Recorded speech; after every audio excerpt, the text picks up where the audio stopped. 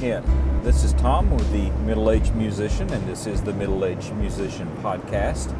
And as does sometimes happen to those of us who qualify to be middle-aged musicians, although it can happen to young musicians as well, I have been gone not because of any major issue other than I had an injury, non-life-threatening, I would add.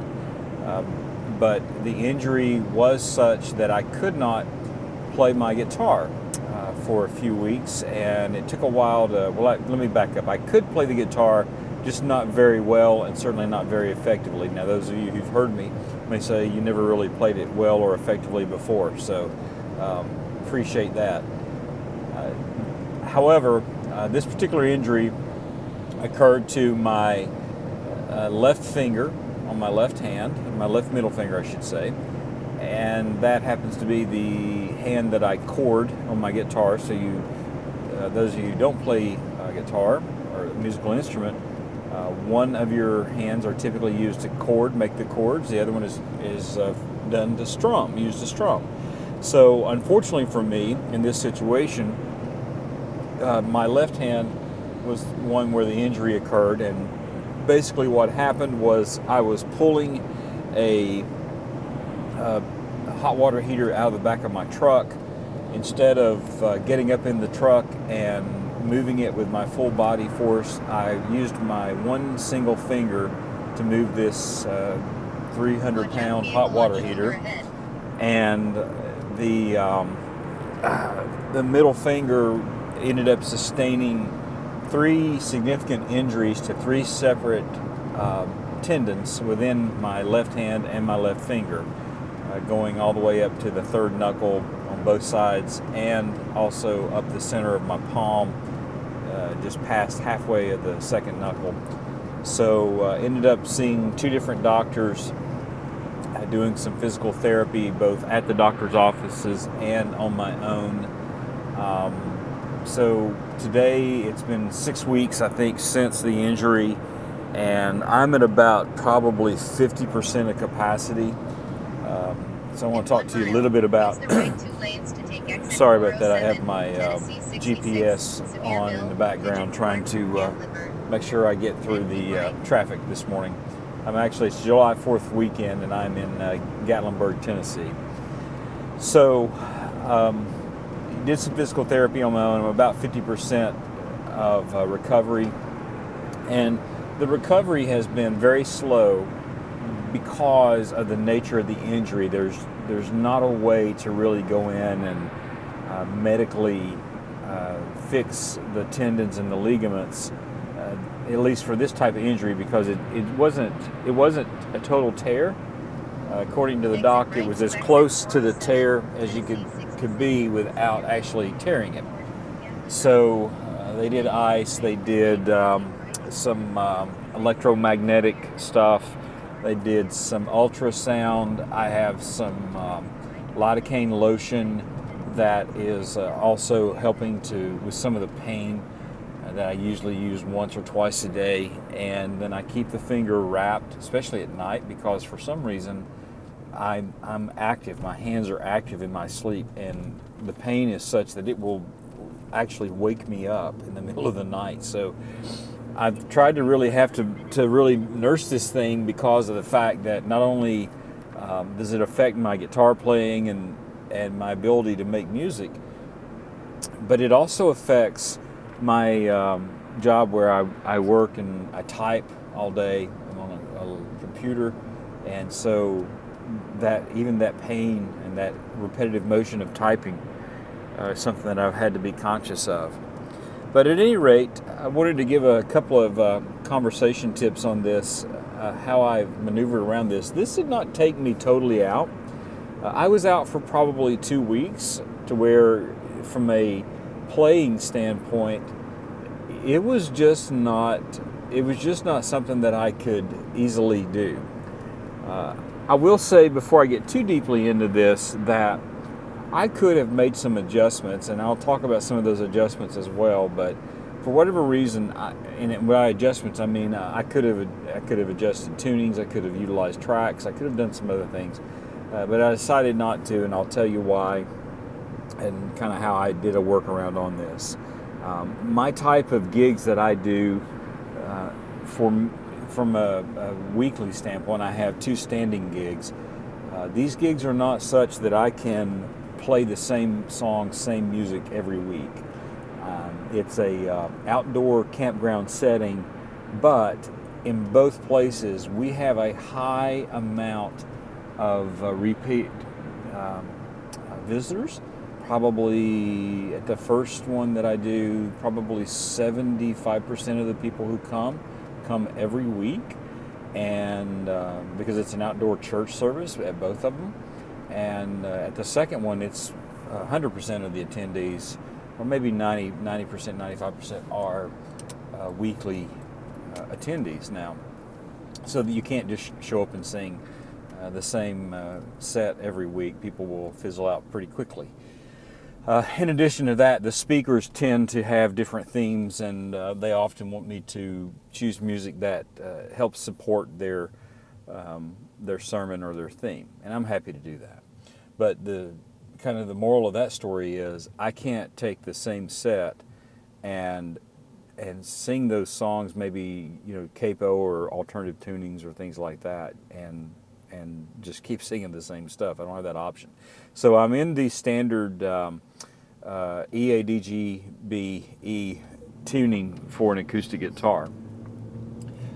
So let's talk about some alternatives that I could have used but I did not use. So one of the alternatives I could have used would be alternative tunings. You see this a lot in the key of D. You'll see a D, I think it's dag gab or something like that tuning. I've only used it one time, and even then I was just experimenting. It's just not something that I've gotten too deeply into. But the alternative tunings for like a D or G, you'll see this particularly with Dolly Parton. She uses an open tuning that basically allows her, because she has these horrendously long fake fingernails, and she uses this tuning to be able to play the guitar sort of like a slide bass that you would only have one chord, and she more or less just hits the top chords, the E string, however it's tuned, and moves her finger up and down the neck to do the three chords that she typically sings songs in, like Coat of Many Colors and some of those. I specifically didn't do this for a couple reasons. Number one, it's not something that I do often enough, or I don't do it at all, truthfully. And to learn songs, most of my songs will have a minor or two in them. I'm sure that there are ways to play the minors. I have a nephew who is very adept at alternative tunings and open tunings. But I just didn't see the need to do that as much as maybe some others would have, maybe thought to do so. So that was the first item that I kind of X'd off the list. The next item would have been to use some backing tracks, either to use a pre-recorded track of the songs that I wanted to do, or go in and actually make some tracks with a GarageBand or Avid, or buy some loops and manipulate them, or maybe even use a keyboard and do the tracks that way. But quite frankly, again, my ability to do that type of thing is hampered by a couple of scenarios. Number one, it takes, in my opinion, it takes quite a bit of time. And because I'm not a full-time musician, I have a family, I have a full-time job, I have maintenance of the home, I have multiple things going on in my life outside of my weekend gigging. The time to do that and to do it well, which is the other side of this, to me just seemed kind of out there. Now, I will also say that I am working on some backing tracks where that type of stuff is done, meaning I will play my guitar and sort of in a Ableton type fashion have a track running, a kick drum or bass guitar or something that I have programmed or I have played on and gotten the mix. Mixing one or two instruments is not that big of a deal to me. Mixing multiple instruments, especially when you have vocals that need to be included at some point, and those being mine. I have to match the vocals. From my understanding of the recording, digital audio interfaces and the digital recording software, I didn't feel very confident in my ability to do it, and to do it well. Which brings me to the other side of that. When I am playing, I don't have a sound tech. I mean, literally, I show up, I drag out my guitars. Both venues have their own sound systems. I have worked at these venues enough that I have a setting for these sound systems that I prefer, and so I typically just go in and I have these settings saved on my phone, and go in and just reset the system to me, to my guitar, and to my voice, and that's it. I tune and I go. It's a really simple situation. So the quality, but the quality of it is actually decent. It isn't great. I don't have line arrays hanging or a really cool Midas board somewhere, but we have taken what we have to work with, and we have maximized the quality and the ability to use it. In fact, to the point that I was asked to advise for them a purchase of some new equipment. And I told them, look, I think right now I think what we have is more than adequate, so let's not overdo, let's not get ahead of ourselves, and let's save that money for something else. So with all that being said, I just decided, all right, I'm just going to have to tough this out and figure it out and play and all that. So what I did during these times when I'm rehabbing is I actually chose songs that either I could play without utilizing that middle finger, or when I did use it, it didn't cause severe pain. Now, ironically enough, certain bar chords did not hurt, but certain what I would call straight or open chords, like a standard C chord, and I use a 4-finger C chord, so I'm covering the E string as well often. I don't do it I probably do it most of the time. I won't say all the time, but I do most of the time, and like 99% of the time, because it's just a muscle memory function now at this point. You cannot believe how painful that was, to the point that I would actually lean over to try to make the chord happen and readjust the neck of my guitar, physically the whole guitar, to meet the level of my finger being able to make that C chord. I couldn't make a D chord, a standard D chord, so I would have to take the first finger, lay it flat, use the ring finger to hit the B string at the appropriate fret position. An A was okay, E was manageable, and I'm talking all just open chords. G was okay. F in a bar chord, where the index finger covers the entire neck as opposed to a chokehold F. The bar chord was okay. The E all the way up on the neck, I think about the 11th fret, 10th, 11th, where you run an E from there, was okay as well, because I didn't use the middle finger, and I can make the B chord and even the C sharp minor chord as well that way, and not have too much pain. So I specifically worked to find music and songs that would not require me to play in a key signature that was just so painful that I couldn't bear to make the chord itself. The other side too is that there are some of the songs where maybe they were in a key that I wanted to be in, but I couldn't play it in just the standard non-capoed position. I would use the capo and convert that over into a chord structure that didn't hurt. And surprisingly to me, it actually worked really well. And one of the things that I took away from this and learned, I would say, is that some of those, you see this with Lyle Lovett, where he'll use a capo, go up to about the 5th or 7th fret on the guitar, and it's like this miniature guitar that you're playing, and the tone changes significantly depending on the chords you're playing. Sometimes it gives it a little tinnier sound, or it gives it almost that mandolin kind of sound. And I really became